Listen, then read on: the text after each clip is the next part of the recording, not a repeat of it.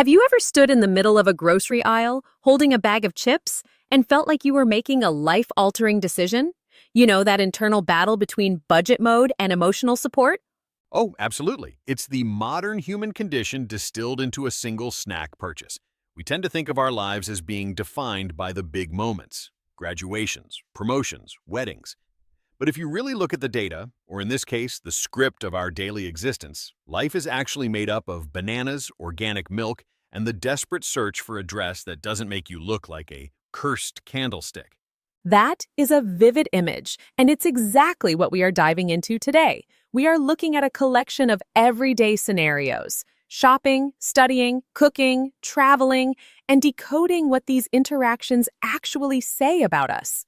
Because when you look at the raw material we have here, it seems simple on the surface. But underneath, it's a complex web of negotiation, identity, and the occasional baking disaster. Precisely. Let's start with that grocery store dynamic. It's fascinating. You have one voice trying to be the rational economist, checking the price of cheese, noting that $12 is too much for a single wedge. And then you have the other voice, the ID, crying out that chips are life, and you cannot silence the crunch. You cannot silence the crunch. That might be my new life motto, but it highlights a very real tension, doesn't it? The negotiation between our present desires and our future financial security. It does. And notice how the justification shifts. When the chips are denied, the conversation pivots to chocolate. But not just chocolate as food, chocolate as emotional support. We've weaponized the concept of self-care to justify a $2 candy bar. It's brilliant, really. It shows how we use language to reframe our vices as necessities. Destiny wants us to have this. Right. We externalize the decision. I didn't buy it. Destiny made me do it. And that dynamic shifts seamlessly into the clothing store scenario. We saw a moment there where one person is acting as the reluctant fashion model and the other is the aggressive stylist. The future self argument appeared there too. Your future self will thank me. That is a powerful manipulative tactic. But what struck me about the dress shop scene was the vulnerability. Please don't make me your fashion test dummy. There is a deep fear of social embarrassment there. When we ask, do you have this in a medium? Or does this fit?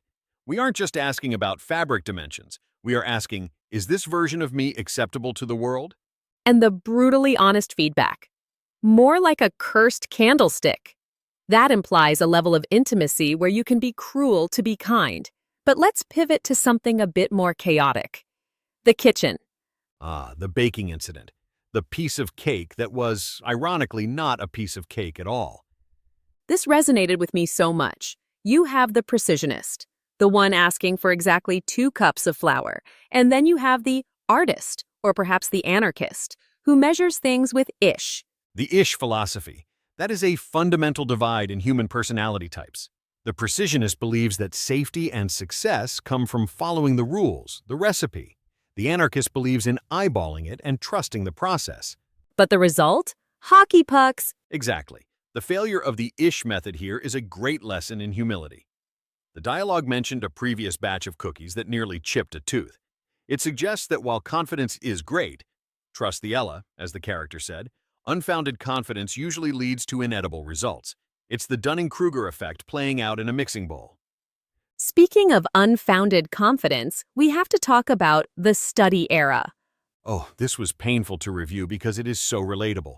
The sheer amount of stationery purchased. 10 notebooks, 5 highlighter sets, notes that smell like strawberries. It's what I like to call performative productivity. That is the perfect term for it. The character believes that if they buy the tools of success, the success will happen by osmosis. I believe in me, they say. But the observer points out the reality.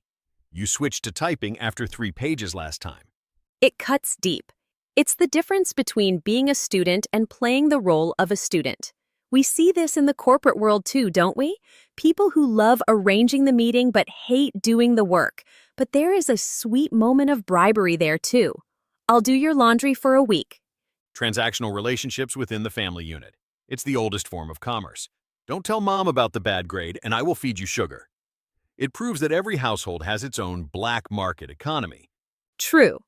Now, I want to shift gears to the service industry interactions we saw. The post office, the restaurant, the car rental. These are more scripted, rigid interactions, but they have these little bursts of friction. The post office scene was a classic study in the time versus money trade-off. You can have it there tomorrow for $28 or in 3 days for $5. It forces us to assign a literal dollar value to our patience. And the restaurant scene. The couple goes to a nice place and immediately one feels underdressed and worried about the wallet. It ruins the romance. It's the imposter syndrome of dining out. You finally get what you want, a fancy reservation, and you immediately miss the comfort of the familiar low-stakes environment, like McDonald's. It's a defense mechanism. If I joke about McDonald's, I can lower the expectations so I don't feel uncomfortable in this high-class setting. It's fascinating how weather plays into these scripts, too. We had that scenario where the couple rents a car to go to the beach, and then suddenly, a cold front. The betrayal of the weather app. It's freezing outside, but I checked the report. It's a reminder that no matter how much we plan, whether it's the perfect picnic with a speaker and sandwiches or a beach trip, external chaos is always waiting. And how we react to that chaos defines the relationship, doesn't it?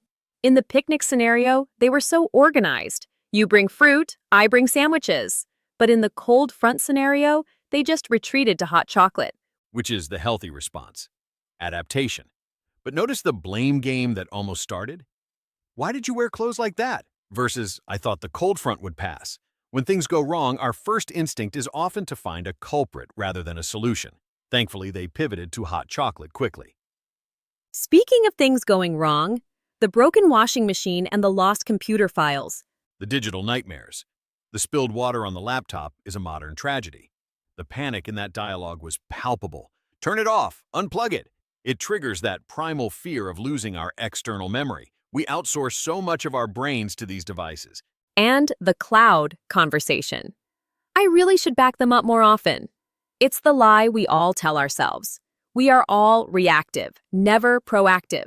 Just like the health scenario. Jane has a cold, feels terrible, but says, I'll see a doctor if it gets worse. That is the universal script of denial. We wait until the crisis is undeniable before we seek help, whether it's the washing machine making noise or our own bodies shutting down. It highlights a strange stubbornness in human nature. We want to believe we can power through or that the problem will just vanish. There was one scenario that felt different from the rest. The ghost story. Yes, the sudden shift to storytelling. The door slammed shut. The shadow got closer. Why do you think that fits in with these mundane daily tasks? We go from buying organic milk to telling scary stories in the dark. Because it represents the need for connection when the lights go out. Literally, the power went out in that scenario. When the distractions of modern life, the TV, the laptop, the washing machine, or beepam, are stripped away, we revert to the oldest form of entertainment, scaring each other.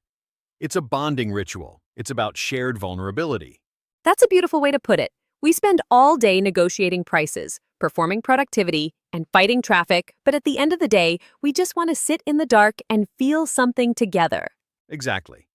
And look at the recurring theme of support across all these clips. The friend helping with the dress zipper, the brother promising to pay for the notebooks, eventually, the neighbor lending milk for pancakes, the colleague offering a stain remover for the dirty shirt. Even the emotional support chocolate. Especially the chocolate. But truly, despite the bickering, the drama queen comments, and the financial stress, the underlying thread is that nobody is actually doing this alone. Even the person waiting for the doctor has a receptionist helping them slot in. We are constantly leaning on the social infrastructure around us. So if we were to rewrite the script of our own lives based on what we've analyzed today, what is the takeaway? I think the takeaway is to embrace the ish. The ish? Yes, life is rarely going to be the exact 2 cups of flour. The weather report will be wrong. The dress might make you look like a candlestick. The laptop might get wet. If you approach life demanding the precision of the study-era aesthetic, you're going to be disappointed. But if you can laugh about the hockey puck cookies or pivot to pizza when it rains, that is where the joy lives. That is profound. The joy is in the improvisation, not the script. Precisely. And maybe, just maybe, buy the chips. Laughs. Destiny wants us to have them. Destiny absolutely insists. Well, on that note, we're going to wrap up this session.